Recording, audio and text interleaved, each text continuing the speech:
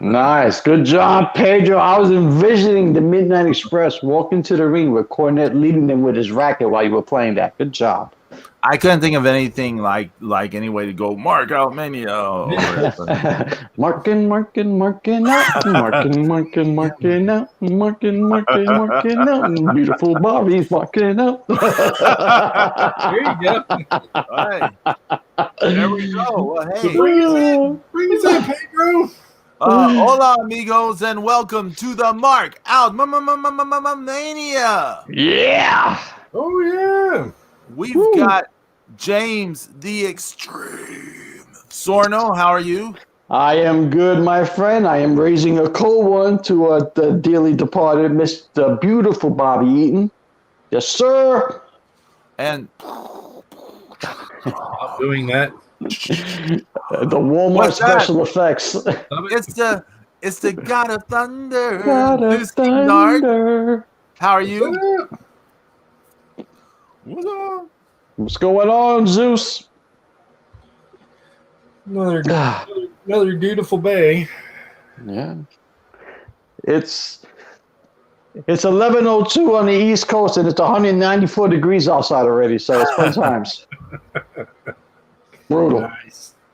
Yes, definitely. We're celebrating the life of beautiful Bobby Eaton. Yes, sir. One half. One of the greatest tag team wrestlers of one half of the greatest tag teams of all time. Absolutely. Yeah. I mean, the Midnight Express name, itself is. That name even got bogarted in the WWF by Bombastic Bart and Bodacious Bob. That was an atrocity. That was such a terrible. That was disgusting. And they made up belts. They might even be. I don't know who's worse, them or the new Heavenly Bodies. Oh no! Please. My God. No, Zeus. I forgot that existed. No, yeah, I'm talking about the two guys that I saw a few years ago. They were just terrible. I mean, they're just boringly average. So. But this is about beautiful Bobby Eaton. He was an amazing tag team wrestler. He had the Alabama Jam off the top rope. He had that top rope leg drop. Hogan wishes he could do something like that. That would have probably killed Hogan. Yeah, my hip. Doing it one time, he would have gone from 6'6" to 6'3". I even questioned if he was ever 6'6".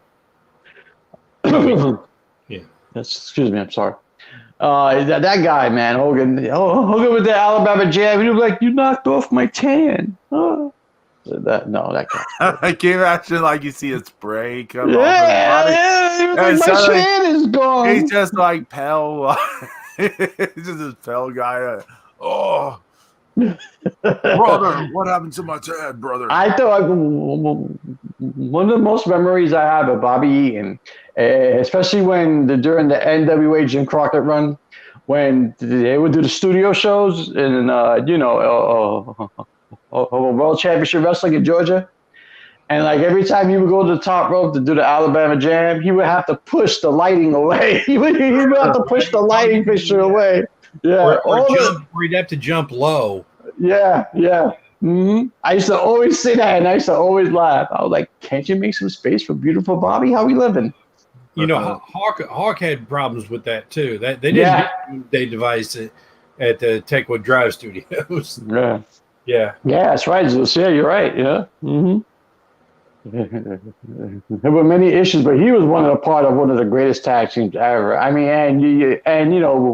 we could sit here argue and debate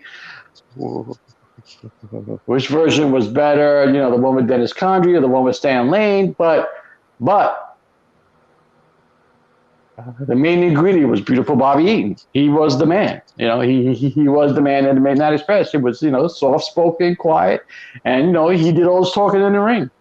And he was a good wrestler, man, and he was very professional. He knew how to sell. He knew how to throw punches. You didn't see the sloppy shit back then as you do today. I'm just saying, he was a good man. He was a good wrestler. He was good. Yeah, and when they were heels, he was very deliberate. I mean, he would torture guys, and he would hurt them, and he would play up the long blonde hair. I mean, he did all the right things. He did everything right that you wanted out of a guy like that. And he was a guy. The crazy thing was he was getting kind of chunky. In the late the late 80s, and then he started losing weight. Yeah. And trimmed down, and it had certainly helped his heart a lot. And he had endurance for days. I mean, remember when it was they'd beaten the Rock and Roll, and then Dusty and Magnum were trying to come after him for the tag team titles for a little bit there. Yeah. And they were having singles matches with Dusty and Magnum, and those were some nasty. I used to love it when the Midnight Express would beat up on cock and balls. I can't stand it, rock and roll. I would love it, man. I would scream on my TV, yes. Oh, Zeus! So how many times have you seen them in person? I'm sure you've seen the Rock. I mean, I'm sure you've seen the Midnight Express like a few times, right? Yeah. I posted that the other day on Twitter. What's up, Ange? Good morning, Ange. How about them Dodgers? Yeah. So, I got to see the Midnight Express beat. I saw him beat the Dynamic Dudes. Oh, that's awesome. Bobby and Stan beat Shane Douglas and Johnny Ace. That's awesome. Right? And then I saw him. Let's see. Then I saw him beat Pillman and Zink. Oh.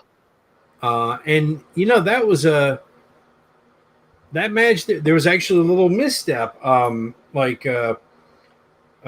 Bobby was going to toss Z-Man out of the corner, and Z-Man held on to the corner, and they clocked heads, and, nice. and right on Bobby's eyebrow, it busted open.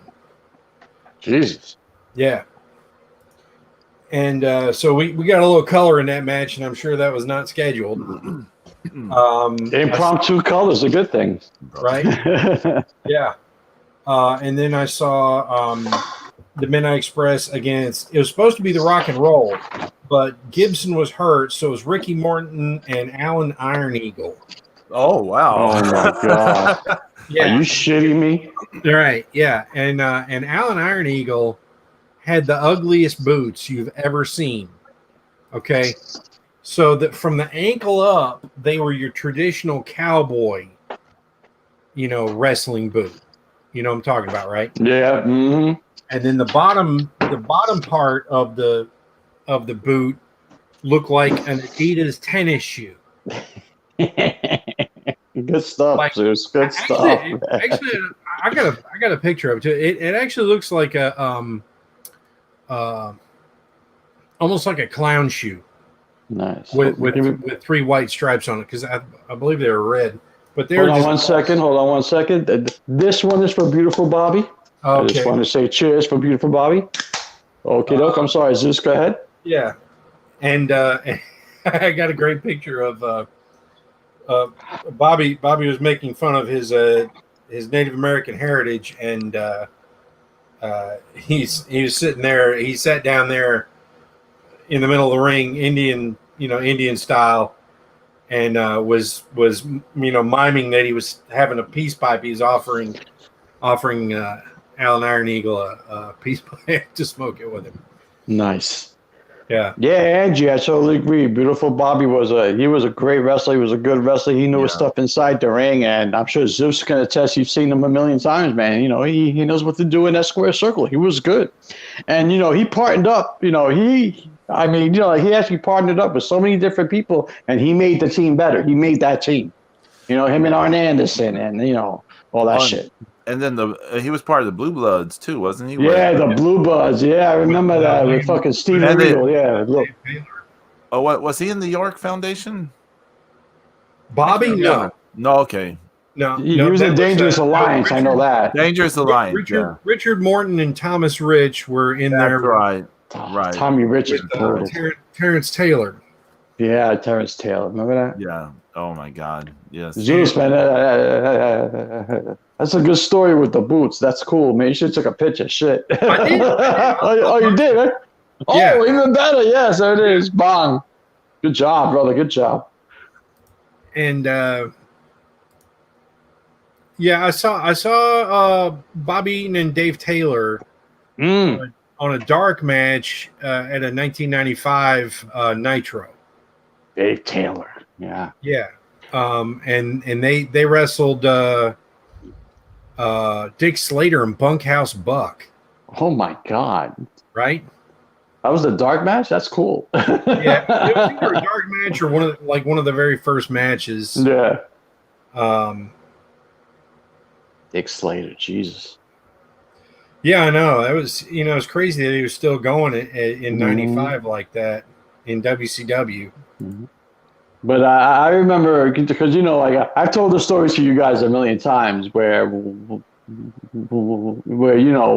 of my fondest memories is watching World Championship Wrestling on TBS in the studio, and Jim Cornette and his Midnight Express got jumped by fucking Paul E. Dangerously and his version of the Midnight Express, and Jim Cornette got busted open, and I'm crying because Jim Cornette's bleeding, and I'm yelling at my TV, he's not a wrestler, he's a manager. Why are you beating him up? And I was so upset, and because I was a huge Midnight Express guy, man. I loved them, Even when they were the biggest heels, and they were assholes that time, let me tell you, but they held all the gold. They had the nice USA belts, and the World Championship straps. They had the US straps. They were awesome, man. They were unbelievable. Yeah.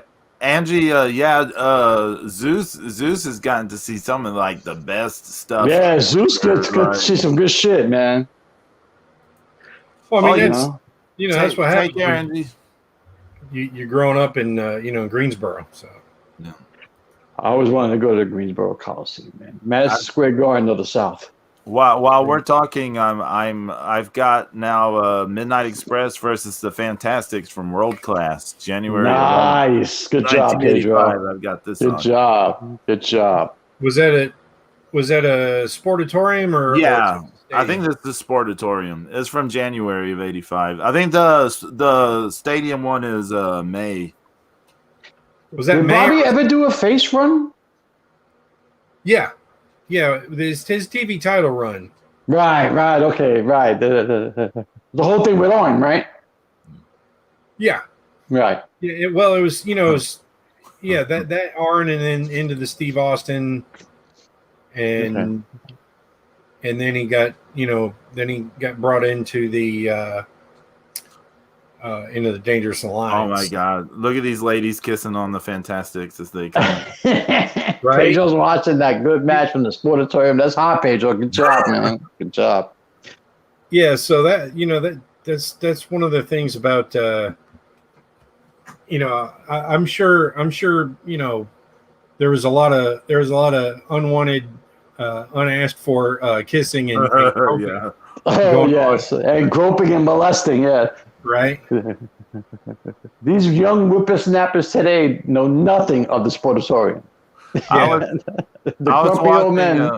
was watching the Midnights versus the Road Warriors earlier this morning. I was And, watching that match. I was watching the match. Did you see the spot where Animal gorilla pressed Bobby back in the ring, and the cable outside the ring had got stuck to his leg, got caught on his foot, and so he comes in and there's just suddenly all this cable in the ring.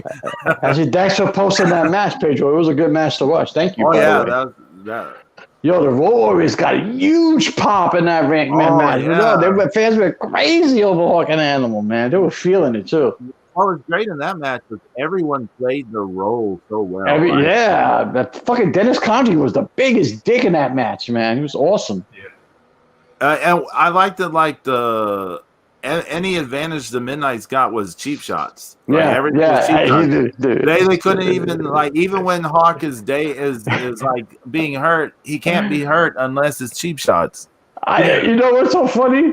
Everybody's punching Animal, right? Fucking Bobby Eaton's punching Animal. Fucking Dennis Cosby punching Animal. They have no effect. You to punch him in the jaw, got no effect. No effect. He's hulking up. All of a sudden, skinny-head Jim Cornette hits Animal in the back, and he goes down like a ton of bricks. I started laughing. I was like, this guy hit the fucking side of a billboard, and it went down. Because the Animal was huge back then, you know? You know what was great is in the post-match when Paul Ellering is chasing Jim Cornette around the ring, and then Baby Doll floors Jim Cornette. Yeah, fucking clocks him. I was like, that's good shit, man. That's old school shit. The grumpy old men are saying, yes, the old school shit works. It's good. And it's not that Bobby Eaton was the worst talker ever, but I mean, when you're paired with Jim Cornette for over half a decade, yeah, you're not getting a word in edgewise anyway, right? And the most talking that Bobby and Stan ever really did was that when they were feuding with Tully and Arn. There's I remember that, Zeus. I remember that. There's actually some good stuff out there. You can see Bobby and Stan. They're fired up. They're they got their they're all baby faced up and get the righteous indignation and they cut some really good promos for like I said, guys that are have to you get 400 words per minute when Cornette comes and grabs the microphone. So and not for nothing, but the Midnights and Bobby Eaton were over everywhere they went. Georgia Championship Wrestling, Mid-Atlantic, fucking SMW, my God, forget about it. They were so over everywhere. Everybody loved to hate them. Mid-South, too. That's really important because that was where they first started clashing with the Rock and Roll and the Fantastics. Mm-hmm. Fucking cock and balls. Yeah. I put the match that I'm watching in our Twitter cool. Chat. Thanks, Pedro. I hate it. I can't stand a Rock and Roll Express because I just don't like cock and balls. I just don't. And I want someone to just come in right at that moment. Right? Yeah. I can't stand them because I hate cock and balls. That's your introduction to our show. There's a soundbite for you right there, right? I'm telling you. And, one of my fondest memories is watching the Midnights beat the shit out of them, and because, especially Ricky Morton, man. Like, how dare he challenge Ric Flair? Who the fuck are you? I used to get pissed. And, and I used to love it when Cornette and the Midnight Express would beat the crap out of cock and balls and just beat them up and leave them in the fucking ring, man. Like, fucking Ricky Morton used to oversell and his head be hanging off the bottom rope and his hair's over his face and it's all this shit. And I'm like, yes, kick his ass. They were so good, man. Midnight Express, and they could actually wrestle. Yeah. They can actually chain wrestle. If it wasn't punching and kicking and stomping, they can actually get down and wrestle, Yeah, they transition, really well from one thing to the next. And, of course that, their tag team, their double team moves were always on point, and their tags and everything was just always just super smooth. And both versions of the team were super smooth. So that goes to show you how good Bobby Eaton was, because he was able to work with both of them. And he was able to work with Dennis Condrey and Stan Lane, and they both were super smooth. Yeah, and neither one of them was like the other. Right. Dennis and Stan couldn't have been much more different. Big type time. of guys. Fuck, Stan Lane was a whore. That was the original traveling whore. That guy was brutal. I mean, it ain't all his fault though. I mean, I literally heard women in Greensboro, talking about wanting to be with Stan Lane. Yeah, I'm not surprised. Yeah. The way that the Midnights would like show ass, like the way they would like sell like anything, like be chicken shit hills and stuff. That's just great. Mm-hmm. Telling you, man. Good stuff, man. Yeah, so I'm so jelly of you, Zeus. I'm so jelly right now because you got to see all that shit in the Greensboro Coliseum. That's some good shit, man, and all that stuff. Bobby and Stan against the Dynamic Dudes. I saw that in Raleigh at Thornton Arena. I saw them against Pillman Zink and Ricky Morton and Alan Iron Eagle. That was in Greensboro. Nice. Bobby Eaton versus Stunning Steve Austin. I saw that in Greensboro. That must have been really good. Yeah, and that was when I made the stupid Steve Austin poster with Lady Bosom, and my buddy was sticking. My buddy Weird Dave, who was sticking in Austin's face when he was coming to the ring, and he's like, "Good job. You really think I'm stupid?" Good job. Dave's like, he's so awkward. He's like, I don't know.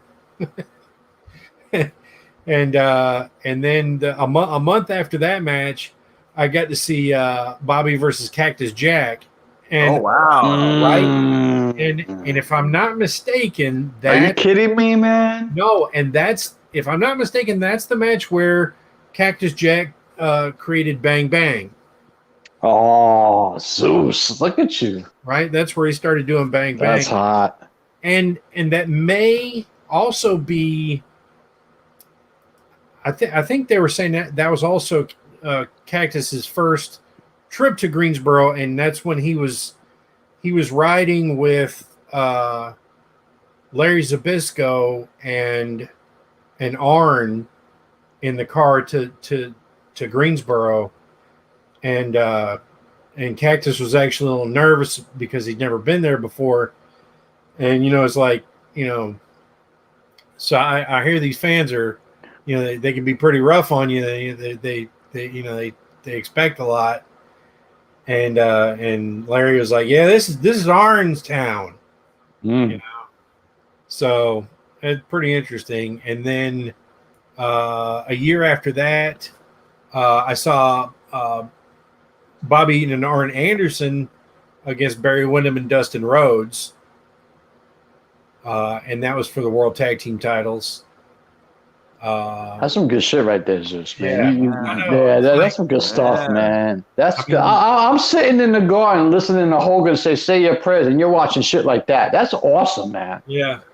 That was a stacked card. That was that had Vader versus Nikita Koloff, Pillman versus Steamboat.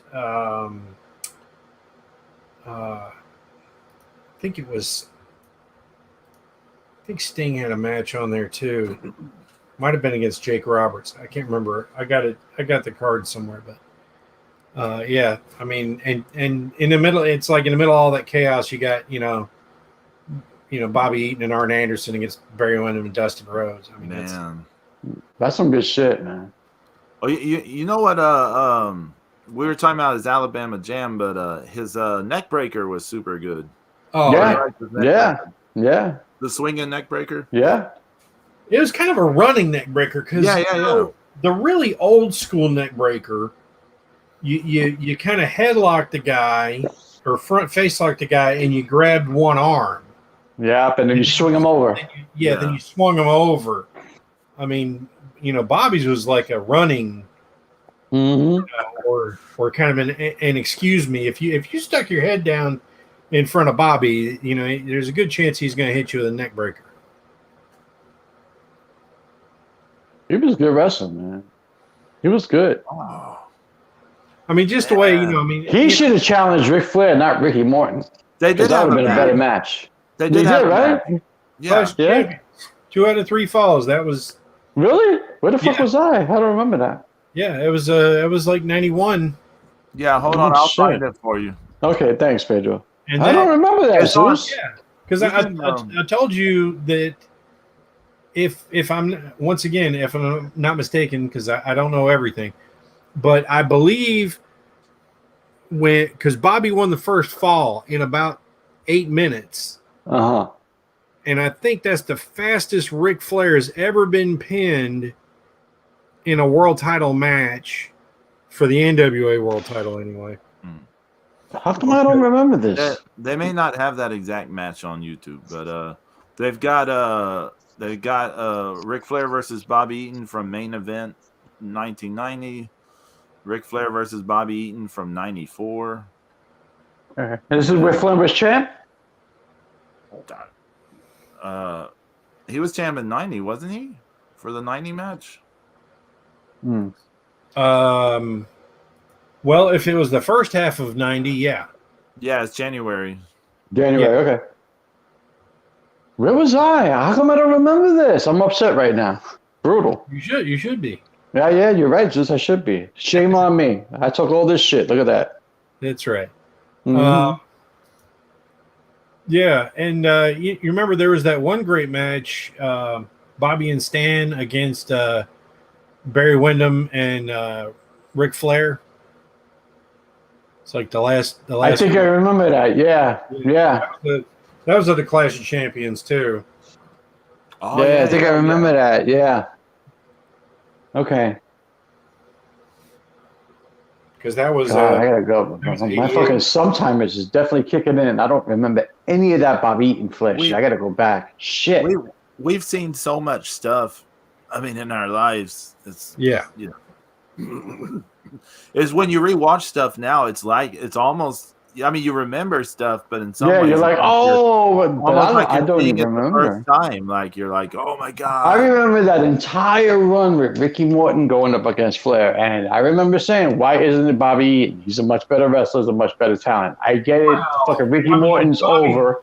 Bobby was a heel too, and Ricky Morton was extremely over. Yeah, he was like, he was like king of the baby faces back then. I know. I mean, that was so perfect when Ric Flair pulled out that training bra for Ricky Morton and stuck it in his face. Yeah, that was hot. That was hot. Bobby wouldn't have given a shit. Bobby was like, I'm a grown-ass woman. And, and also our condolences to, his wife and the Dundee family. Absolutely. He married Bill Dundee's daughter.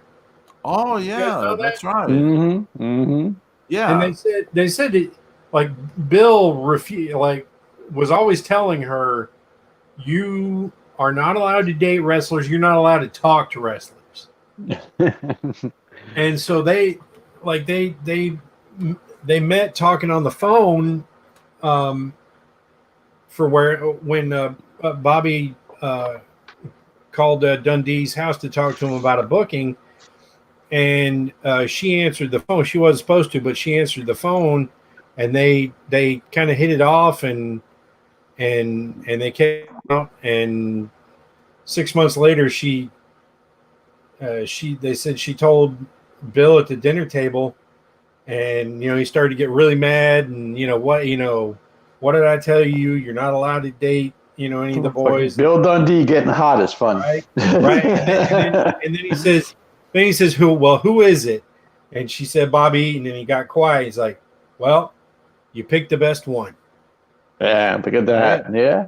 Shout out to YYH in the chat room. Y2H2. Woo! YYH. You should go watch some Bobby Eaton, some Midnight Express matches. Mm-hmm. And he,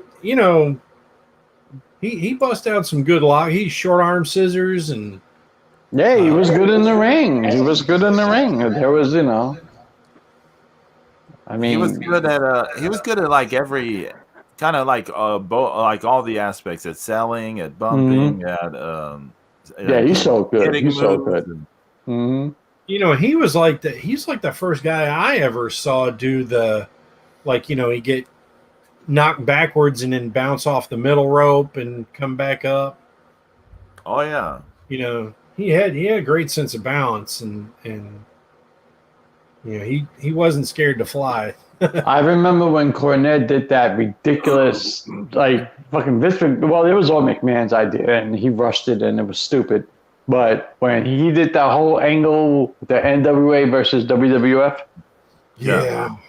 and he brought in the Midnight Express, and he brought in Rock and Roll, and he brought in Jeff Jarrett. He held the NWA fucking North American Championship or some bullshit, and fucking Dennis Carluzzo was on fucking WWF TV, and I'm like, oh my God. And you saw Bobby and Stan was so not in their element, And it was like, this is not how you bring in the Midnight Express. This is not how you do this. I don't think they. I think that was Bobby was still in. I'm sorry. That was Rock and Roll, right? Yeah, they brought in Rock and Roll. I'm sorry. I'm sorry. That's when they debuted the new Midnight Express. Right. I'm sorry. Yeah, that was Bombastic Bart and Bodacious Bob, or whatever the fuck. Yeah, because sadly, for some reason, we ended up losing a couple of good tag teams. We lost, Tully and Arn, and then everybody screwed that up when Tully came back, and but Tully and Arn thrived in WWF though. They did, but I'm just saying, we never got them back. No. Right, because he messed up with the coke thing and the drug bust and the failed drug test, I should say. I'm sorry. Yeah, for marijuana, not coke. No, not coke. I'm sorry. Yeah, you're right. Yeah. But and then we lost Stan and Jim. They ended up going to Global, and then Smoky Mountain and WWE. I remember watching that episode of Smoky Mountain where the Midnight Express was running wild and somebody came in and they were beating them up, and I forgot who was beating up, but Bobby Eaton was upset. He goes, I had to call in a favor. Jim Cornette got on the stick. I had to call in a favor.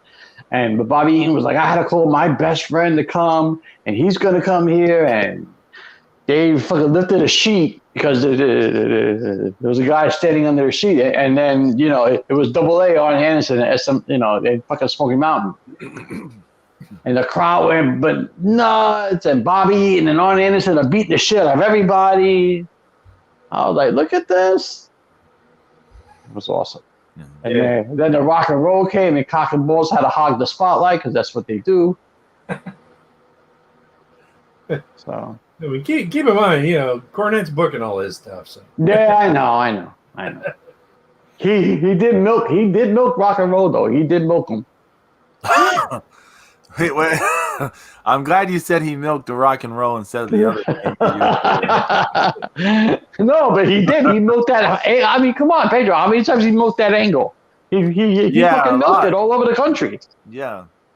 Well, I mean, you had guys that they were, like managers that had, their stable guys would come and go, but they would be the ones staying in the area and they would carry on the grudge, like Skandar Akbar. I mean, how many guys were in, Devastation Incorporated? Yeah. But he still wanted, he was still after the Von Erichs and the good guys. And, J.J. Dillon, he was, his beef with Dusty Rhodes goes back, before the Horsemen started. Mm-hmm. Yeah. So, that's some good times, man. The other wrestling was awesome, Yeah, I love the way that they keep cutting off the hot tag. They keep cutting it off. They done it so many different ways. It's just it's an art, Pedro. It's an art, man, and it's what's missing today. Quite frankly, well, I shouldn't say that. It's like they're not allowed to do it. I should say, because it's more about crash TV and ratings and look at that. Actually, look who shows up. When the hot tag gets made, there's people there's all these women jumping up and down like nuts in the crowd. Yeah. Yeah, it's the Fantastics and the fucking Midnight Express. Yeah, at the Sportatorium. At the Sportatorium. I mean, come on, the world famous. And that, I can't say enough good about that match from Houston. Oh yeah, commentary. Yeah, and all you hear is the crowd. Yeah, and they're so into that match, and that's another thing too about back then. Is the crowd wasn't self-aware. Right. That's a good point, Zeus. Yeah, you're right. Right. They were the crowd was the audience. Mm-hmm. It's the wrestler's job to entertain you, to bring you in.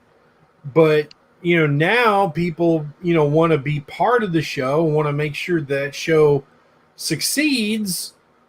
So they're going along with everything. And, they're trying to make everything, into a positive, but you don't get shit fixed by letting people think that everything's okay. The Midnights win the tag titles. Nice. Cornette clobbered them with the fucking loaded with the fucking racket. Yeah. Oh, yeah. The horseshoe and the chain. Yeah. Like holy shit, that was a good one. Cornette he's so good at just all he had to do was commentate their matches, and you hate him because you really needed him to commentate Bobby and Stan, because Bobby and Stan were so good and smooth. And Stan was, always playing to the women that you could, if you weren't 100% sure that they were heels, if you were just first seeing them, you would know for sure, because they were just that good. They were, so you needed Cornette, out there just tearing all the baby faces a new asshole and just doing what he does best. I got a question for you, Zeus. I got a question for you. Yeah. Who were the Midnight's greatest opponents? Was it Cock and Balls or was it the Fantastics? Well, I mean, my personal opinion, I've enjoyed seeing the Fantastics wrestle the Midnights more than the Rock and Roll. Mm-hmm. But the crazy thing about the Fantastics, they brought out so much, you sympathize for them getting the crap beat out of them by the Midnights, by the Sheep Herders, by Kevin Sullivan and Dr. Death. They were really good at making you want them to win.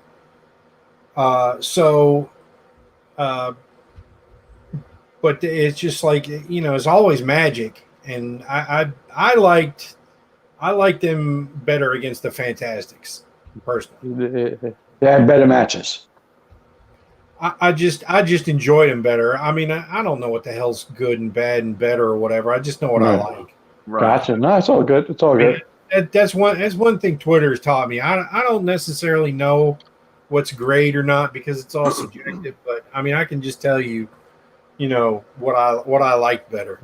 I don't know about great and all, but I know what sucks. W. Sorry, excuse me. Well, it's Well, but before you get to that, James, I was gonna say about comparing their matches with the Rock and Roll Express versus the Fantastics. Mm-hmm. I think the in-ring chemistry is better with the Fantastics. Like me, I would agree. Well, I would agree, Pedro. the rock and roll one is probably a bigger. It's a bigger match. Draw, right? Right. Did you say that, Zeus? There's probably a bigger draw nationally.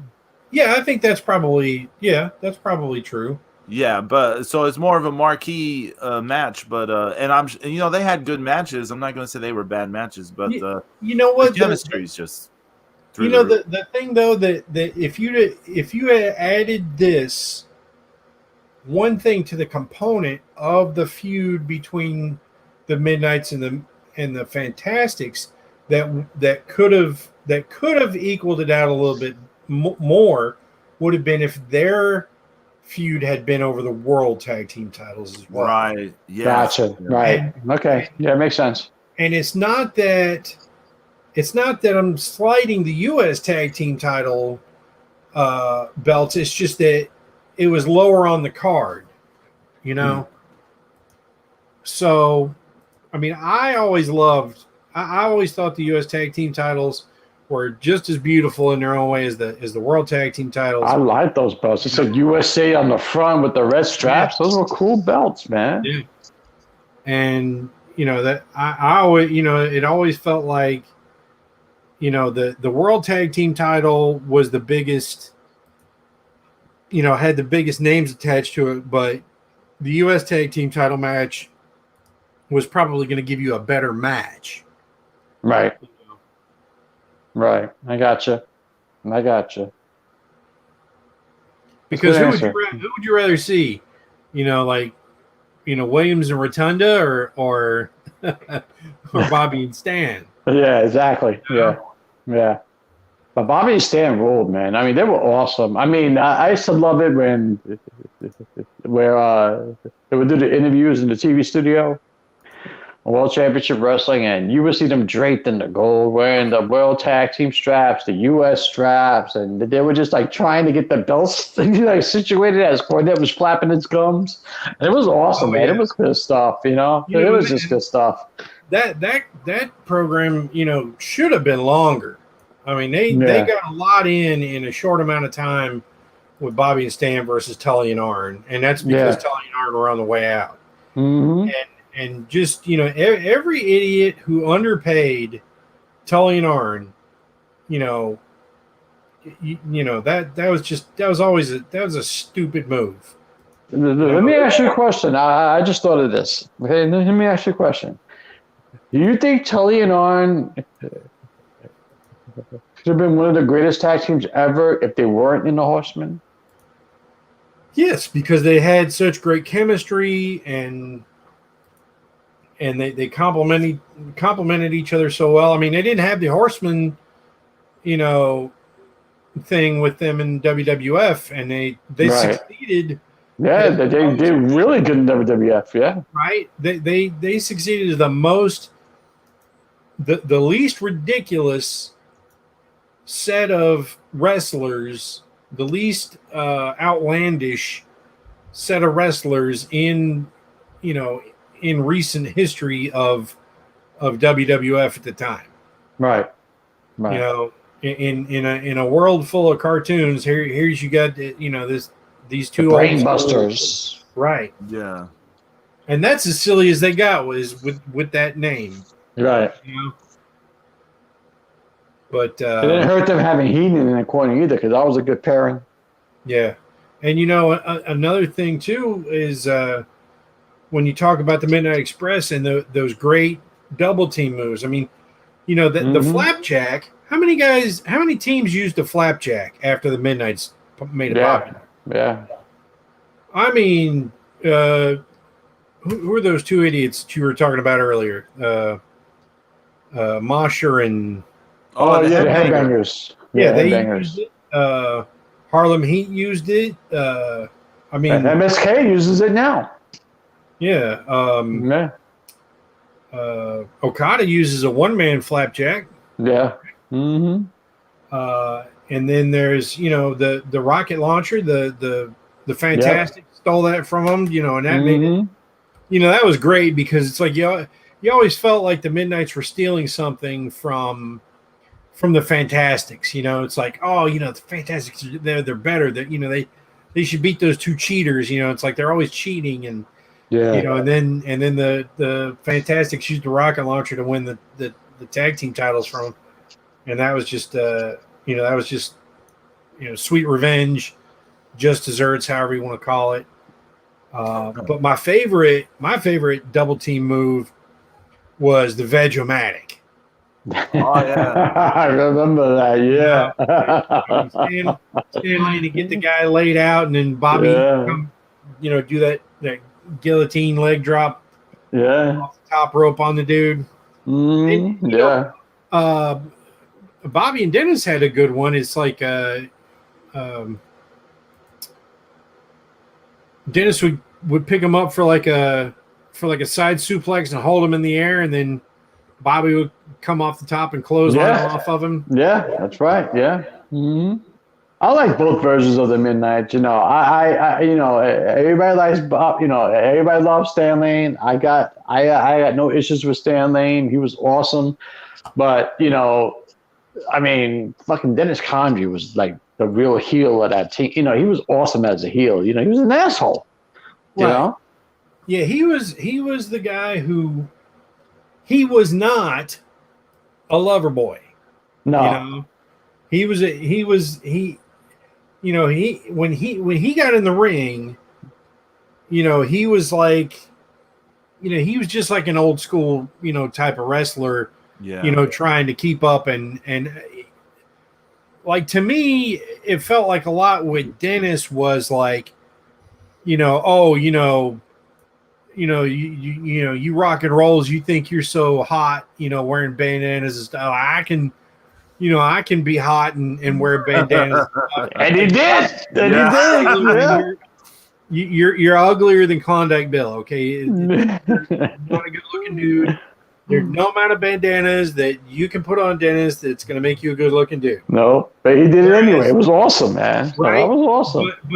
But Stan Lane knew he was good looking. Yeah, he was a whore. I told Stan Lane he was good looking. Stan Lane dated Vanna White, when he was younger. So, you could not avoid the sex appeal of Sweet Stan Lane. No, absolutely not. Absolutely not. I like Sweet Stan Lane. I do. I like them. I like Dennis Condrey. I like both versions of the Midnight Express. But, it was beautiful Bobby. You put both teams on the map. He was the glue on both squads. Absolutely. He was. Because it's, I'm not saying that Stan Lane was a technical genius. I'm not saying he was like Dean Malenko or anything, but he did what he did really well. He had his own, he had his own stuff. He had his own, his karate. He had that drop kick he used to throw like 900 times. Yeah, it was good. Yeah, the double thrust chop to the throat. Mm-hmm. And then he used to fucking shake his ass in the middle of the ring. Yeah. Because he was Sweet Stan. That's what Stan was great at. Mm-hmm. The last match that I saw Bobby Eaton, it was a dark match for WCW Thunder in '98. Oh wow! And that was against Glacier. Oh my God! Damn! I hated seeing Glacier go over on Bobby. Oh, Glacier! Are you kidding me? That guy? Yeah. Actually, where is that guy these days? He just up and disappeared, right? I don't know. People have said he was a pretty good trainer and things, but I don't know. The last time we saw Glacier was in that first AEW Battle Royal. Remember? That's right, Pedro. That's right. You're right. Double or Nothing in 2019. You're right. Yeah. You're right. You're right. And his time with Arn was excellent, and ended too soon with the Dangerous Alliance. That was a real great collection of heels. Oh yeah. My brother's watching NXT. Good job. He's doing something good right now. Okay, so. Yeah, I got one picture here. The Midnights came to the ring, and people were pretty excited. And then I got a picture of Tom Zink coming to the ring. Tom Zink. There's a guy flipping him off. Oh, Good. man. Tom Zink sucked, man. No, I couldn't stand it. Well, it's not that he sucked. He sucked, Zeus. He sucked. He was so average. He had all the basics down, and he did nothing. He did nothing with his talent. He looked great. He did all the things that every jobber should do right. He did all that well. But he thought, based off of his slightly better than average looks and the fact that Steve Perry and him shared some kind of common ancestry somewhere. I never put that together. He does look like Steve Perry. He does, doesn't he? Yeah. Yes. He is. If Steve Perry had gotten some meat on his bones, him and Tom Zink could have been a tag team instead of Zink and Tom Brandy, and that might have been a better team. Oh, that was because at least Steve Perry could have sang to the ring. Yeah, sang him to the ring. Oh my God! I remember people used to say about, Tom Zink, such a good-looking guy, and I was like, I'd take Rick Martel any day. He's just as good-looking, if not better, and he could actually wrestle. Tom Zink can't fucking wrestle. Yeah, that was another weird, pairings. Yeah. I mean, were they the Can-Am Express or something like that? Connection. Yeah, Can-Am Connection. It was garbage. Yeah, it was total garbage. I was just like, yeah. And then he left, and then he lost. For the first time ever, the AWA World Title is being decided in a Battle Royal. Yeah, that was stupid. You talk about devaluing your own belt. Mm-hmm. That was terrible. Yeah, but you got to remember, Zeus, at that time, Burns just given up. He given up. He was like, that's it. Because he didn't have anybody. It was like nobody there. Yeah. I've got Stan Hansen told him to fuck off. Everybody else told him to eat one. And then, he didn't have nobody left. Then everybody else was paying better. Yeah. Yeah. I've got that Flair Eaton match on now from January 1990. Oh, Pedro, you got it on. That's hot. Yeah. Good job. Did you say it was January 90? No, yeah, January 7th, 1990. Did Flair still had long hair, right? Yeah. Yeah. And he's champ there, right, Pedro? Yeah. Okay. Yeah, I posted the link in our Twitter chat. So okay. I don't have on my usual setup, so I can't see anything. So cool. Right. Yeah. The Midnights against the Southern Boys / Young Pistols were great matches too. Mm-hmm. Oh yeah. Mm-hmm. Yes. I totally forgot about those. Yeah. Mothers. Mm-hmm. Weren't the U.S. tag titles on the line? Yeah, I believe so. I forgot about the Southern Boys. Yep. I saw some good shit with them. I saw the Young Pistols against the Freebirds. Oh wow! Oh, that would have been good. Yeah, man, this episode's turning into Zeus brags about all the amazing things. Zeus, yeah, I've been everywhere. I've watched everyone. I've seen everything. Eat one. Everyone else is wheelhouse, Yeah, I feel bad. I'm like, damn, man, I want to go to the Greensboro Coliseum too. I was sitting in the garden those days. I was watching Hogan, do his thing. But I would go for Magnificent Morocco. Him and Snooker had that feud, and it was hot, and everybody loved it in the garden. I saw Big John Studd, and I'm like, this is awesome stuff. But I want to see what's going on with the Midnights. I want to see what's going on with the Four Horsemen. I need Ric Flair news. It was my thing, man. Back then, the NWA was about actual wrestling, and even the heels wrestled, Yeah.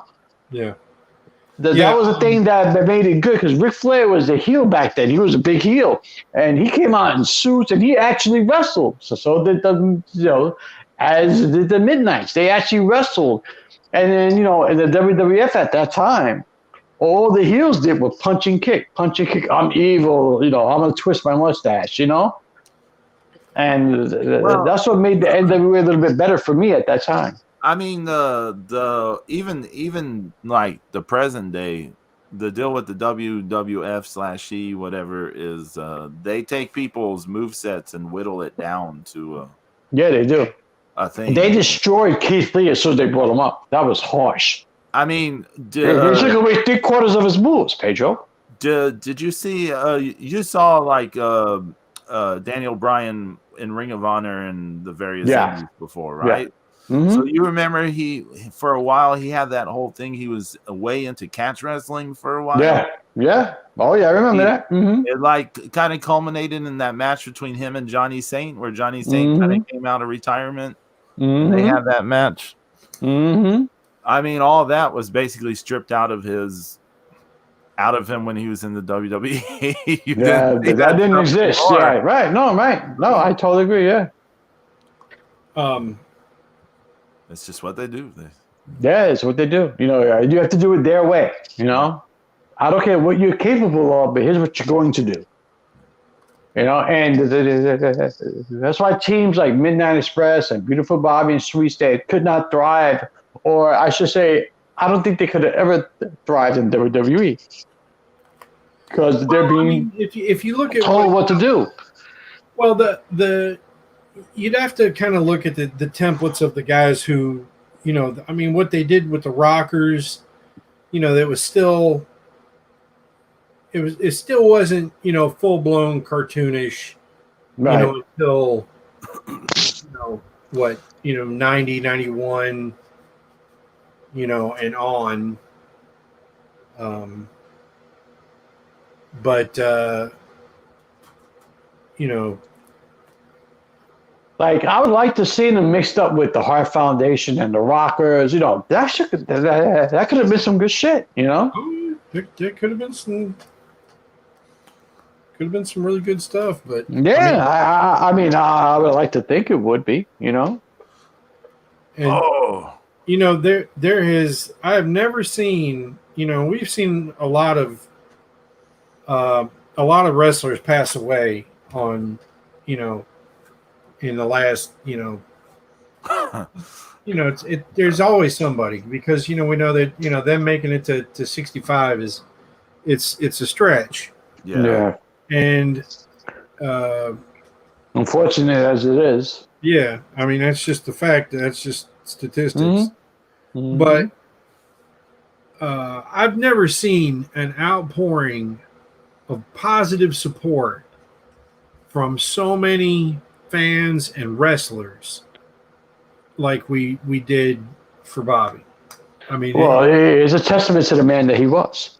Right, and just so many people, you know, just saying how nice he is. There's a local. I mean, when New Jack died, I mean, you know, R.I.P. It wasn't like this, okay? Come on, let's be honest, you know. Literally, Bobby Eaton never killed anybody. You know, certainly didn't kill 4 people. And but nobody ever had a bad thing to say about Bobby. No, he was a good man. Yeah, he was a good guy. I tell you, Bobby Eaton, he touched so many guys, and you just saw how many, you know, other wrestlers, you know, were just like, you know, he was so good, he was so nice. You know, they said he would have extra socks and athletic tape and towels. He was a good guy. He took care of his fellow brethren, you know. Yeah, and you know that's more than a lot of people ever you know, did. Yeah, ask Goldberg about that. You know. I just want to tell you all about this this bit I just saw. Flair like grabbed Bobby on the ring apron and threw him like if you were throwing someone off the top turnbuckle, but this is like throwing them off the ring apron. And he like fell onto the guard railing, and they had these 2 security people like holding the guard railing to brace it. Nice. And then Flair, you know, leans him against the thing and like chops him, and one of the security people just kind of like waves his hand like forget it. And he walks away. Like he's tired of bracing the guard railing. I'm sorry. I know, you know, it's I know he asked for his release and he got released from WWE, but Ric Flair to me is the fucking man. I mean, he made people. I mean, he made matches, and he did this shit back in the day where you actually had to travel to different fucking, a whole bunch of different territories to fucking defend your belt and actually put on the show, and you had to make the local champion look fantastic, and he did that on a day in and day out basis. Man, he was awesome. He was fucking awesome. But that you kind of described the professional wrestling until it got like globalized in the 80s or whatever. Yeah. I mean, it was but kind Flair of put over everybody. He put over Kerry. He put over fucking everybody. Everywhere he went. In St. Louis, Harley Race. I mean, everybody, I mean, he sold for everyone. Well, that was the role of the NWA World Champion. Right, yeah. Like that was pro wrestling for that was I mean, just Ric Flair was the last one. Yeah. Right. True. Right. He was the last one because all the territories were just dying up and being bought out, and all that stuff right there. When you look at it, it's sad because I wish that Crockett and them had kept the UWF separate. Yeah. I wish either that or they didn't need to buy the damn thing. They could have bought it but kept it on the low. Had them still run their own program, had them still run their own TV, and then build up to a big card every once in a while. Yeah, that would have been the ideal thing because then that way you could have you could have moved guys around from one place to the next. Yeah. And they could have done tapings in the same buildings. Yeah. I don't see why not. Yeah. But we got good people from the UWF too, because good people came out of that Mid-South. Yeah. Sting, fucking everybody, fucking everybody. Sting, Rick Steiner, Gilbert, Missy Hyatt, the Fantastics, the Sheep Herders, and Dr.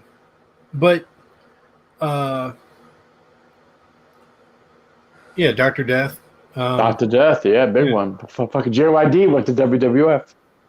But yeah, it's like you can look up. They still have all this stuff on record. It's like all these, decades worth of NWA World Title defenses, and you'll see, back from the 70s on, all the way up through the Flair time, where like they're doing a Sunday, like a Sunday noon show or early afternoon in one city, and then in another city that same night, they're doing a night show.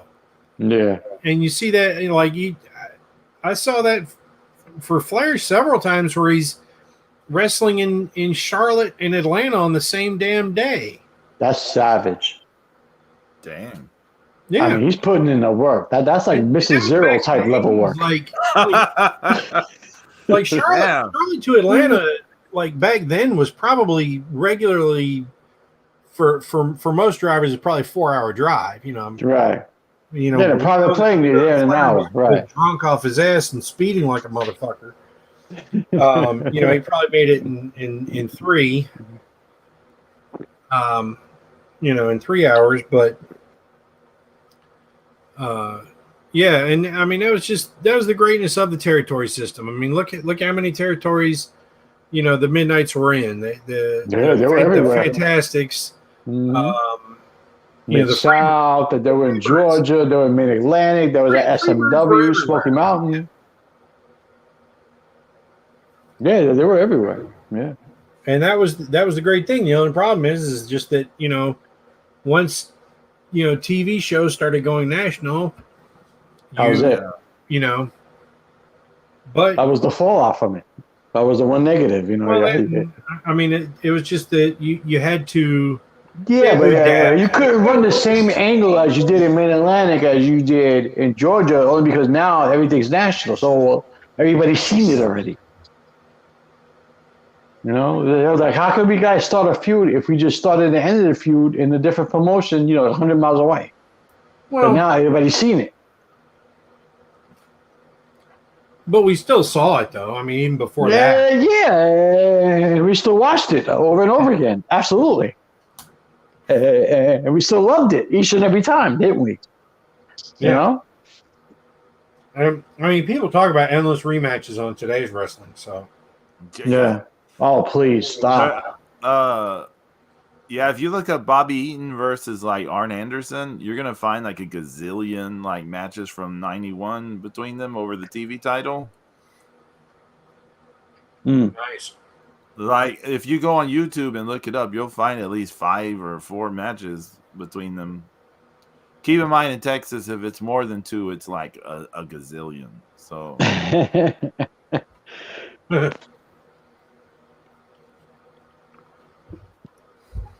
Can you imagine the midnights of the sport? I mean, God, they were so good, man. But Bobby Eaton was so good.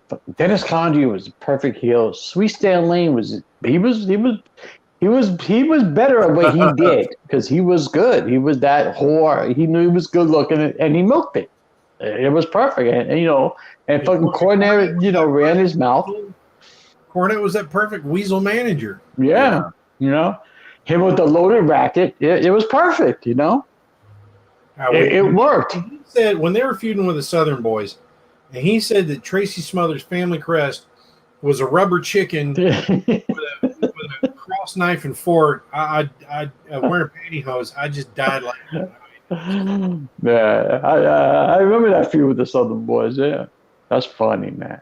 I mean, Cornette said some outrageous shit out of his mouth over the years, man. Funny stuff. Yeah. I mean, that's just.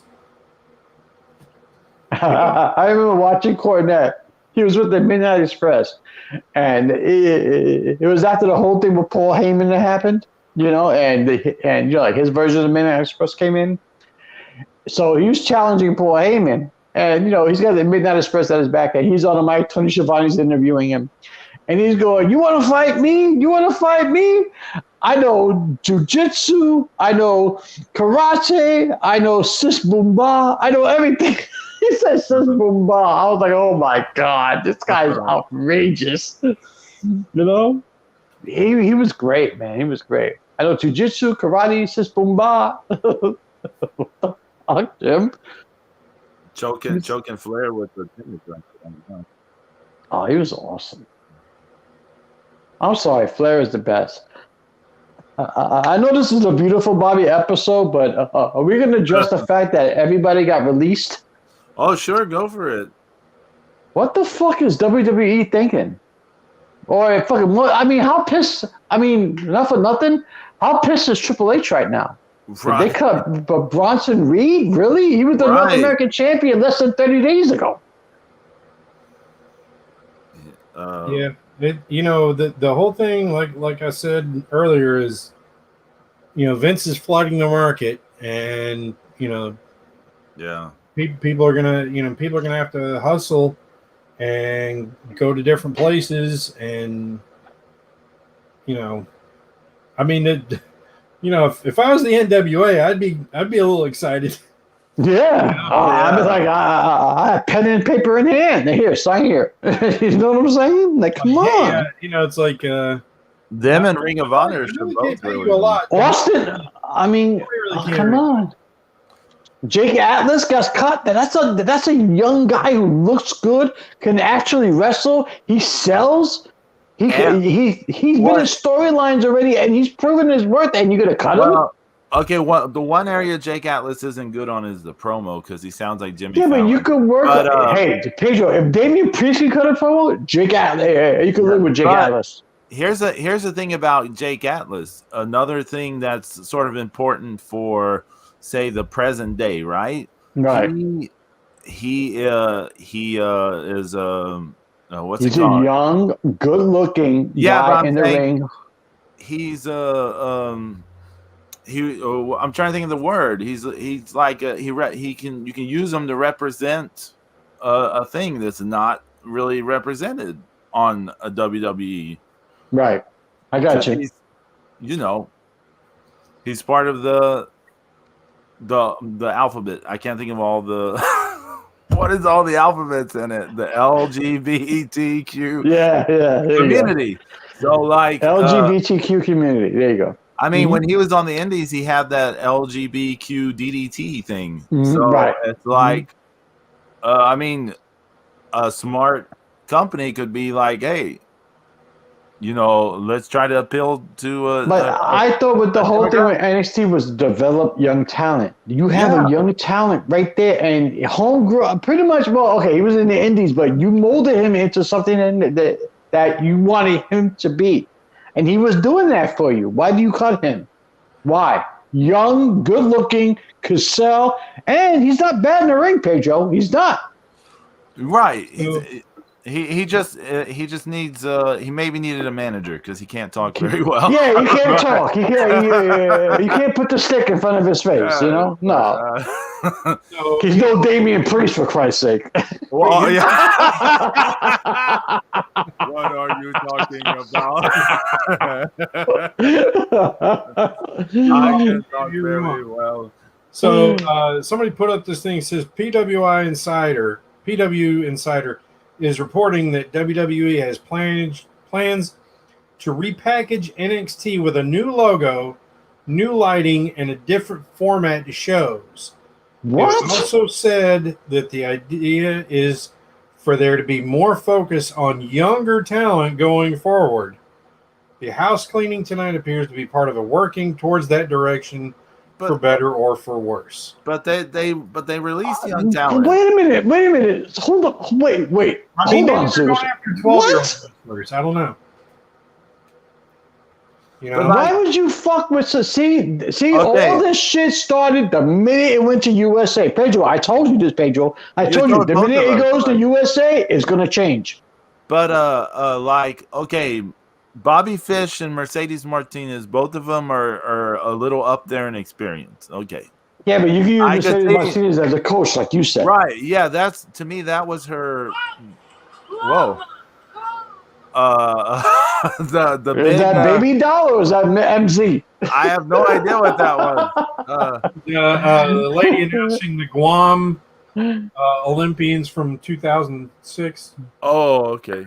I thought that was Mrs. Zero asking for some more Scooby snacks. You know what I'm saying? Mercedes Martinez, her real value would have been as like a trainer. Absolutely. I totally agree, Pedro. Absolutely. But okay, if you're saying we want to focus on younger talent, okay, her and Bobby Fish. Bobby Fish, I think, is like almost my age. He's like 44 or something. So yeah, he's up there. So okay. Okay, I can. It brings me back to my Jake Atlas argument. But Jake Atlas, young guy, isn't Tyler Rust? Isn't he a young dude? Leon Ruff. What about Bronson Reed? How old is he? Bronson Reed. Well, he's been around for about 15, 20 years, but still, you know. So here's an interesting thing. So, you know, Sting is only a year younger than Bobby Eaton. Oh wow. Wow. Really? Right? Yeah. Sting's going to turn 62 this year. Bobby Eaton would have turned 63. And yet when Sting came in for Bobby Eaton was already way over and established. Right, yeah. Bobby Eaton started wrestling when he was 17 in 1976. Yeah. Jesus. Damn. This from Wikipedia, it says his first match was to Bearcat Wright. Ed Bearcat Wright, okay, was an amazingly good pro wrestler, and he's the guy who's really got the first claim to being the first African American to ever hold a pro wrestling world heavyweight title. Now, even though the championship and the promotion didn't last, but it was still, right. I mean, it's amazing. But I mean, can you imagine, you know, if you're 17 years old and you got your first match is Bearcat Wright? Oh my God. Wow. Yeah. Bobby Eaton. That's Bobby Eaton. That's all I gotta say. Bobby Eaton. But yeah, I mean, He started out in NWA Mid America in Tennessee, and then ended up in Continental. It's a shame. It's because there are no Bobby Eatons today. There are no guys like Bobby Eaton who are fundamentally sound. 20 years. Yeah, I mean, yeah, you're right. One of the if you go back and you're rewatching like older stuff that we saw, or you're watching stuff maybe you never saw before in some instances.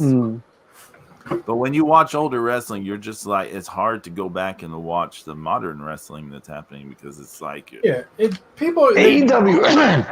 Yeah, well, it's not just them. I mean, it's no. I know. Yeah, especially WWE now is getting unwatchable.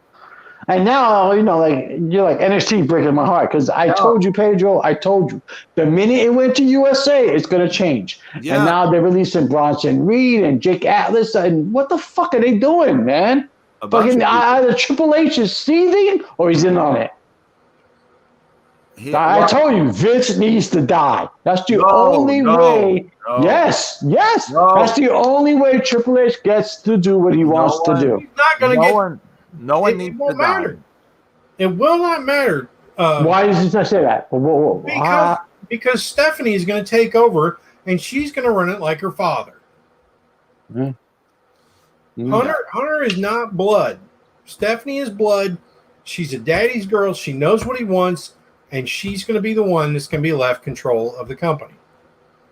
But let me put this out there. Nobody needs to die. Official statement from the Markout Mania podcast. You know what I'm talking about, though, Pedro. Come on. I mean, the only way Vince releases he relinquish control if he dies. That's the only way. He'll be 95 years old and still fucking trying to fucking run the company. He's not going to die unless he knows Stephanie's going to be in charge and going to run it the way he would run it. And that's exactly what she'll do. Why are they fucking up NXT like this? Why are they doing this? They sell the company.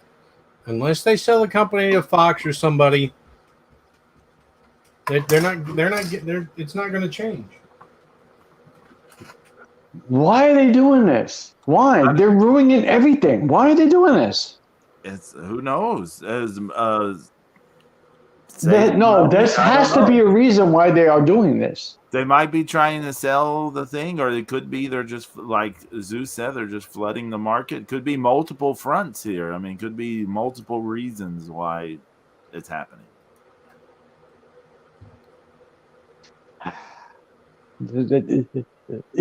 This is why I get upset. This is why I get frustrated. This is why I have fucking heart attacks because of shit like this. And you don't want you to have a heart attack. Yeah, don't have a heart attack over but guys, come on, guys. This guy's got the talent. If you look up and down that roster, you know the shit that they can do with the talent that they have. Well, yeah.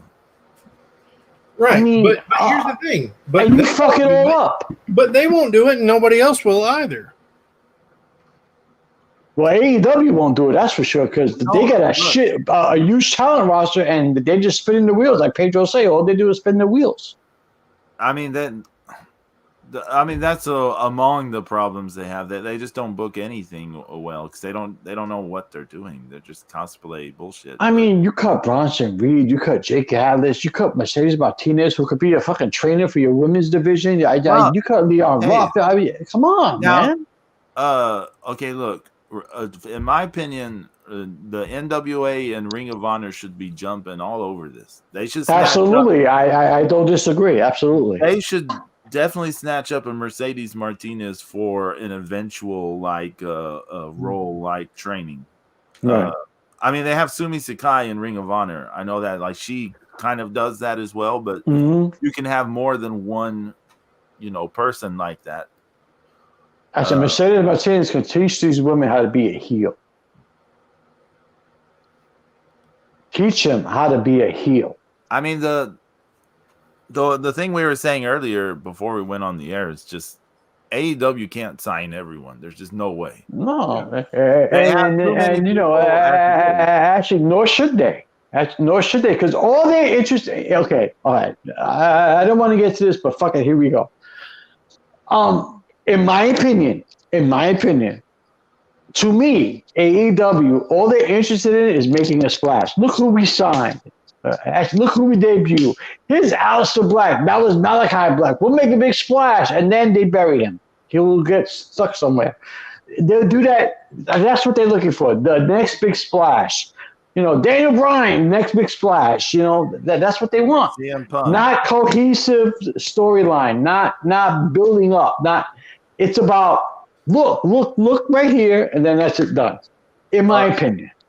James, how are you going to react when Adam Cole shows up in AEW? I'm not. I'm expecting him to. All his friends are there.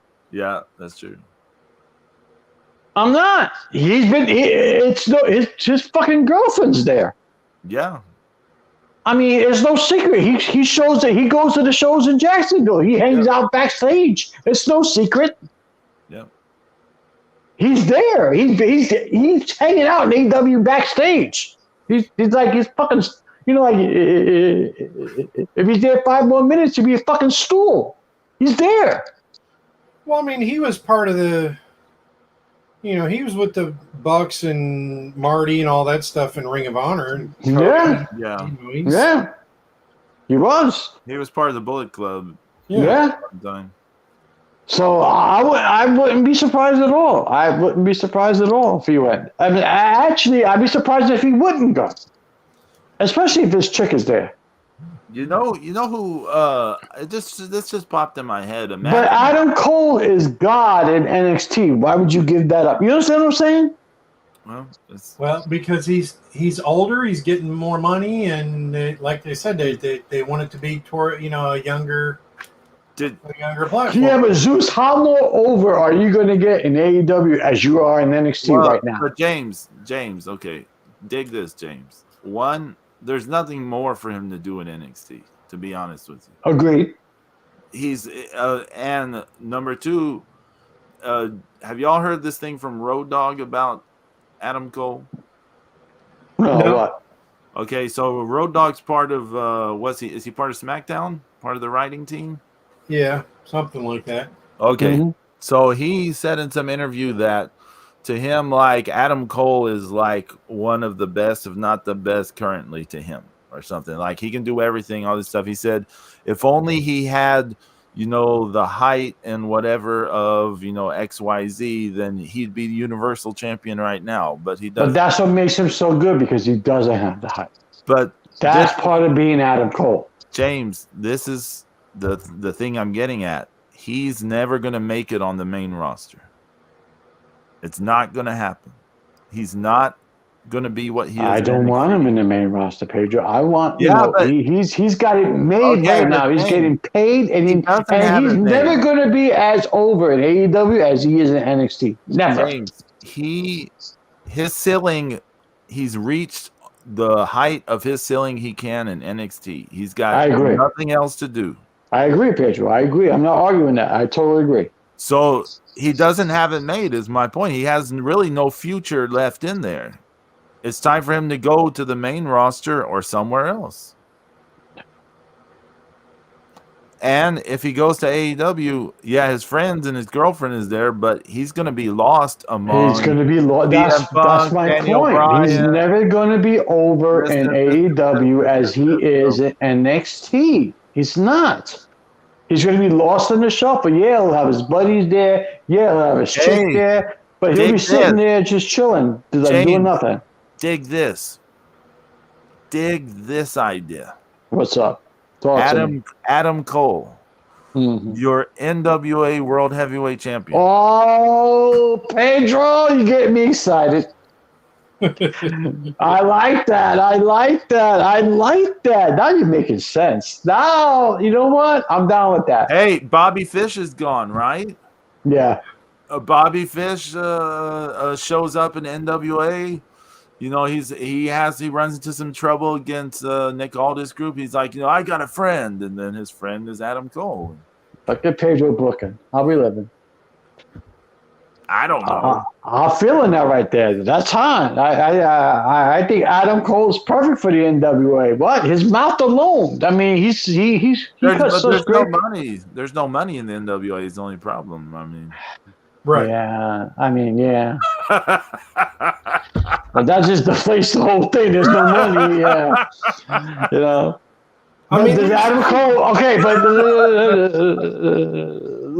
let me ask you something though. Does being with NWA though? If it puts him with, he could show up on Impact. He could show up on AEW. He could show up. It's just like a one-off, and where he can get that one big payday. It's not like he needs the money to get paid by WWE. I mean, not like he needs the money. Zeus, what were you gonna say?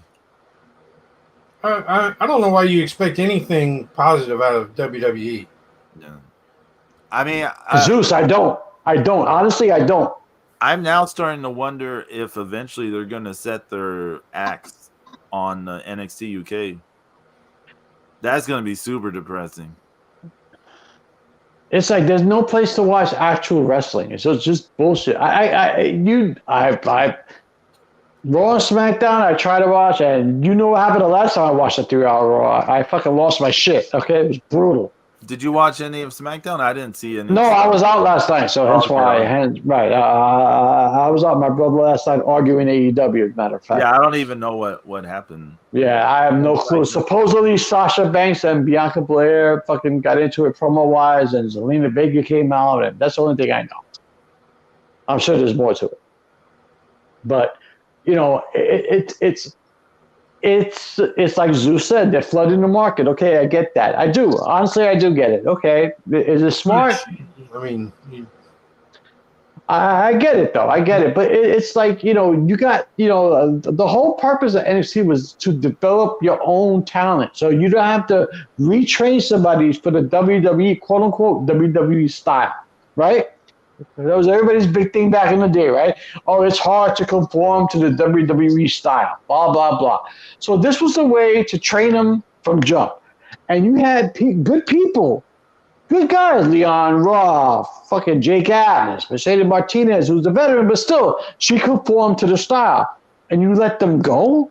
The whole point of NXT is to bring up the people you train them from jump. To your style of wrestling, to your style of in-ring work, to your style of producing TV, at knowing where the camera is, the hard cam, etc., promos, etc. And with Mercedes Martinez, that she'd gotten like 3 good angles on NXT the past year. There's one with Rhea Ripley.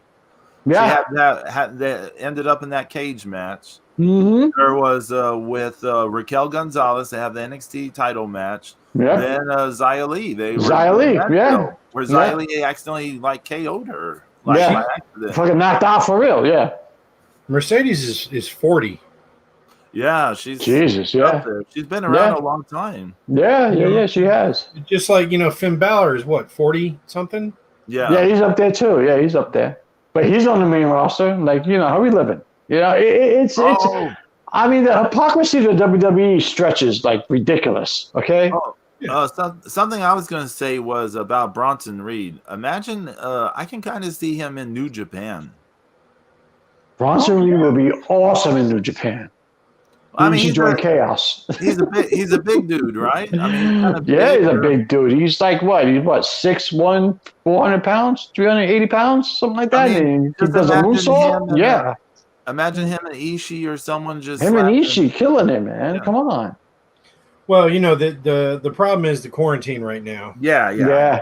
I know. But I mean, he could get on with New Japan Strong. That's a good point. I haven't been following any of the New Japan Strong shit, man. I gotta start following that. And he could go to Ring of Honor. Yeah. See, here's something else that that there's been over 70 wrestlers released from WWE in the last year. I think somebody said 72. Right. And that's ridiculous. That's a lot. That's a lot. And I think somebody said that AEW's only signed 7 of them, of these people have been released. But my thing is some of these people, like whoever your friend was or your rival was, and you're both out of a job, you might want to start thinking about forming a tag team. Yep. That's a good point. That's a good point. Mm-hmm. You know? Yeah.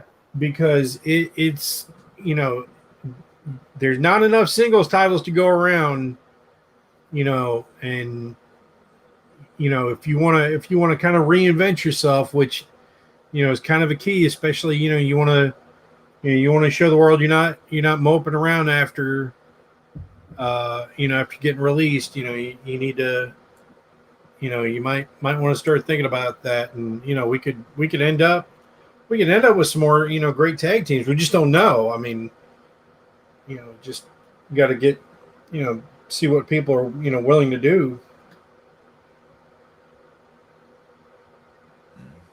Yeah, I mean, because no, you're right. Both of you guys are right. You know, it's just very frustrating as a wrestling fan, and especially you know, the grumpy old man syndrome. Yeah, I own it. But you know, trying to get into the new things and trying to get into it now, and I'm into NXT, and you know, Pedro, I'm into NXT UK. You know, I'm right there with you. You know, I'm into it because this is amazing stuff, and they're gonna fuck it up. It's just like they fucked up the main roster. I'm just starting to think maybe we're heading towards the whole NXT thing being excised, like eventually. So what? So that means but until Ring of Honor and NWA have national TV deals like WWE does. But listen. You have to remember, we're talking about the ego of Vince McMahon. And so, you know, that guy Nick Khan is in there, and he's talking to Vince, and he's apparently, you know, one of the guys who's in favor of all these cuts and moving things. And, you know, he's probably one of the guys who Vince will listen to, because it's just a new person in his ear saying, you know, everybody, you know, all the people that love SmackDown and Raw, you know, they love that, but everybody thinks that NXT is better. You know what I'm saying? It's like the consensus is that you know, the NXT is actually better than Raw and SmackDown. And you know he can't stand that. You know he can't stand that. It's his ego. Yeah, you're right. Being outdone. So, you know, it's like, well, what do we do? Well, we need to, you know, we don't need this. This is why, Zeus, I go back to what I said before. It's not going to change until Vince passes away. It won't change after that. Yeah, it won't change. Are you that adamant that Stephanie's going to have that much of an influence like Vince has? Absolutely. It's not going to anybody else. Shane's not even with the company right now. Yeah, Shane wanted nothing to do with it. Yeah, and he's not the favorite. He's not the favorite child. No, Stephanie, everybody knows Stephanie. Yeah, absolutely. Zeus, no argument there. Absolutely. And she will run it in Vince fashion. That's sad. And she's also the favorite child because Stephanie's are just the best, right? Shout out to Pedro Stephanie. Hello. Good job, Pedro. Good job. That was cute. Good job. I agree, but I would like to think that, you know, Paul will have some influence over his wife and say, listen, you know, NXT's doing good numbers, doing good business, leave it as is. It's gonna be, look, you need to go and, you know, watch the kids while, you know, mommy goes to work. Mm-hmm. Yeah. Well, unfortunately, yeah, you're right. She's gonna be like, I cannot let, you know, my daddy down, because there's a chance that, like, if, I mean, God forbid he has a heart attack or some kind of. No, I'm not wishing ill will on Vince. I'm just saying, you know, just let me finish. Is if Vince has to step down, if he can physically no longer get to the arena to do his thing, and if, you know, he would, you know, Stephanie would be the one to say, look, I'm going to do it the way you want me to, and you know I will. Right. I got you. It makes sense. It does. It does. I'm just angry. That's all.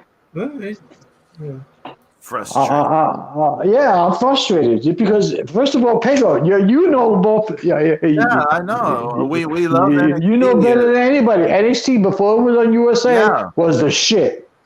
I mean, you and I have said before, NXT UK now is kind of what NXT was before. Exactly. Expect those people to get gutted and released here. That's what I said just earlier. I said I'm now thinking NXT UK is gonna be gone. Like at some point, they're gonna get rid of that. Because what are they doing? I mean, it's like they took the market share in UK away from everybody else, right? And and signed all these people, and made a lot of people mad. But really, what has it got them? I mean, how many people have they been able to turn into main eventers from NXT UK? No one so far. No one actually. No, except for what? Even Walter's not a main eventer, right? Yeah, he's never been on the main roster. No, never. Well, he did that Survivor Series. He did that one Survivor Series. Maybe I should just give in and watch AEW with my brother and call it a day. How about that? I mean, I would, just catch up on New Japan. Oh, absolutely. Oh, yeah, absolutely. Fuck that. Yeah, fuck that. And New Japan rules. I saw somebody posted an old photo of Chaos when it was Shinsuke. Oh, that's old school. Right, yeah, Shinsuke and Yano and but Yujiro and Iizuka were both in the group at the time. Man, they were both Chaos. Yeah. Okada's the man. Chaos rules. Ishii rules. That's it. I love New Japan. It's good stuff. Don't forget Goto. I like Goto. I do. I like Goto. I do. I want them as a tag team. Everybody in the mother wants them as a tag team, but apparently New Japan doesn't want to put them together. But it's okay. I'm telling you, man. So, y'all got anything to plug? Anything coming up this week, James?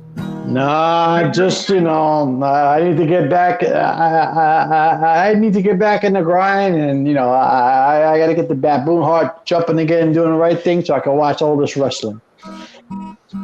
I got to go back and watch fucking Mickey. I got to go back to watch Beautiful Bobby versus Ric Flair right now. How am I living? Yeah. Hey, if you're frustrated with the wrestling happening today, there's like more wrestling than ever before from the past, like available to people. Yeah. So. Yeah, but I can't watch the past because I'm a grumpy old man, and you're living in the 80s and the 90s. AEW, wherever it's at, blah blah blah. Eat one, fuckers. James, that's why you should go back and watch the past. Yeah, no, you're right. You're right. I'm just gonna cuddle in bed with Mrs. Zero, and oh my god, it's all good. Because I mean, how good was watching Road to Greensboro? Oh, that was awesome, Zeus. What are you talking about? That was great, man. That was awesome. This is. Oh, we said that one time, like we should come up with a thing every week or every other week, like just come up with an old show, like say, we're gonna watch. I don't know, just pick an old show. Yeah, man, the Road to Greensboro show was hot, man. Who should pick it for us? He should be like, you guys watch this, and we'll watch it. Poor Jay Youngblood. That sadly, there's not a ton of stuff with him out there. Sadly, yeah. But that was a great angle, though. Yeah, that was a really great angle. About Youngblood, I mean, there's plenty of stuff, but there's not a lot of just single Jay Youngblood stuff. That Road to Greensboro was awesome, and John Cornudo was awesome in the ring, man. He was fucking awesome. Nelson, all those. Yeah, fucking Private Nelson. Him and Nelson killed it. He did the old school move, the abdominal stretch into a pin. Nobody does that anymore. I mean, there's so much that these guys, you know, that they could learn, but you know, everybody wants to do. You know, so many people want to do a fucking dive that you know, guy that 450 from a 747 through a table, through the building roof onto the ring, and he kicks out at 2. Bang. Yeah. Yeah. Adam Cole. Yeah. And then all of a sudden he gets hit in the head with a piece of tin. That's it. Pin me 1, 2, 3. Was it last week we were talking about that Tokyo Dome show? Mm-hmm. Yeah. I sounded so hillbilly there. I apologize. No, I'm talking about that Tokyo Dome show. I had mentioned. I think I mentioned there about like that spot where Shingo did that avalanche version of one of his moves to Tanahashi, and how it was weird that like in the past we would have been like, oh, a super version of the move, it's over. But now when it happens, like when I was watching it, I remember thinking like, I know this is going to be a 2 count. I know it's going to be just a near fall. Like, see, so you know, and I tell you, the first time I ever saw that happen. Yeah, I guess you, Pedro. You're right. Yeah. It is when I saw Chavo Guerrero Jr. do the tornado DDT, and somebody and whoever he did it to kicked out. And I'm just like, now wait a minute, that thing is better than a fucking DDT. Right. Yeah. Right. You know? Right. It's faster. It has more impact. Especially when you do it from the top rope. How many people used to do it from the top rope now, right? And still kick out? That kick around, you know, how he just left off of it, or what, you know. But I was just like, nobody should kick out of that. Nobody, you know. It's like some of those other matches we've seen, you know. It's like, look, you just end the fucking match. Hey, go. You remember I complained about during that Stardom Nippon Budokan show earlier in the year, like Tam Nakano hits this like a screwdriver on Julia in the main event, and the way she hit it, it just is like, I'm like, she's dead. Like, she's dead. Like, there's no way this match should continue. Like, it's over. Like, it's not over though. It's not she's over. Dead, she has to hit like her finisher, and you're like, but her finisher isn't even like, she just. It just drove me up the wall. Like what? Like, anyways. The Pedro is Crash TVs. The MTV. Well, you know, it's the show me with the most ridiculous shit you can do right now to me. Okay, next. Do you remember that one? They had several ECW World Title matches, but there's the one between Masato Tanaka and Mike Awesome where Mike Awesome hit like a backwards, like a sit-down power bomb off the top turnbuckle into the ring, and that was the finish. And like the way, I mean, I remember just being like, one, he's leaping backwards, hitting this thing. So that was like, I've never seen anything like this. And then it being off the top, we were just like, oh, fuck. Like, everyone's losing their shit, and that was the finish, rightly so, right? Like that was. Now it would just be like, oh, he kicked out. 1, 2, and move on. Right, and move on. To be the kick out, because it'd be like, well, he has to hit his finisher, you know. Right. So whatever. It's sad that it's like that. Unfortunately, it is like that. And it's sad. It really is, you know. Because just like you mentioned, Pedro, those were great matches from ECW from the 90s. You're right. And those finishes like that made a statement. It made a point. Now, it's actually part of the moveset. And it's all about keep it moving, keep it moving, keep it moving, instead of telling a story. I think back to when the Burning Hammer by Kobashi was the most protected move in wrestling. Kobashi was the fucking man. Like, that was the last kind of protected move for a while. And then when people started using it as a near fall, like in Ring of Honor and Indies, once it started that, it was just like, oh, there's no more believable murder finish now. I mean, all I know is that they gotta take the Transformer belt and put it on Okada if you want to give it any kind of fucking, you know, substance, any kind. Because that belt's ugly. Anyway, and if you want to get that belt over, you put it on Okada. Come on. So let's see. What what's coming up. Wednesday, more Tom's Weird Life on my various social media. Tom's Weird Last Life. night was Friday Night Jams episode 4. You can go I back gotta listen, because apparently watch somebody that on died. I need to listen. And someone does die in the last song on the show. So then episode 5. I missed that. Episode 5 will be August 20th, so we got a bit to go for that. Shout out to Angie and YYH. Tottenham Dodgers, double Y, double H. And shout out to Another Miserable Podcast, the MMM Show, the Way Too Real Crew, everyone else out there. Everyone, take care. We'll see y'all next week, God willing, and adios.